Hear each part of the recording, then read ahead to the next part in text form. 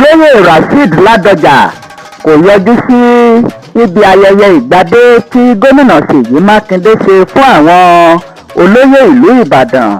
Ó ní òun ò nífẹ̀ẹ́ sí irú adé bẹ́ẹ̀.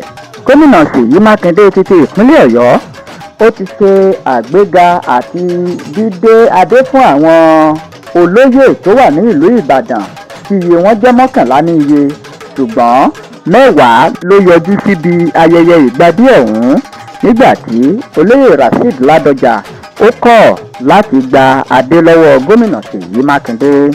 Ọjọ́ 22 oṣù kẹfà ọdún 2022 ni gómìnà Ṣèyí Makinde ló buwọ́ lu ìwé ìgbéga yìí. Àwọn ọba tuntun náà ni Owólabí Ọlákùnlẹ́yìn, Tajudeen Ajíbọ́lá, Eden Olúwọlé, Lateef Adébímpé, Bíọ́dún Kọ́ládàísí, Kọ́lá Adégbọlá, Hamidu Ajíbádé, Olúbùnmi Ìsìoyè, Báyọ̀ Àkàndé àti Abíọ́dún Azeez.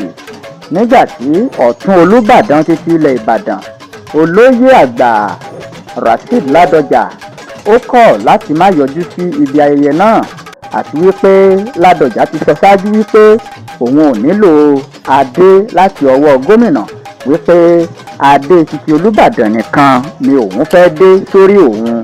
Ó ní òun ti ní àfojúsùn adé Olúbàdàn láti ọjọ́ tó ti pẹ́, wípé eré rẹ̀ ni òun sì ń sá, àti wípé òun ti wà ní orí ìlà láti ọdún tó ti pẹ́ sẹ́yìn.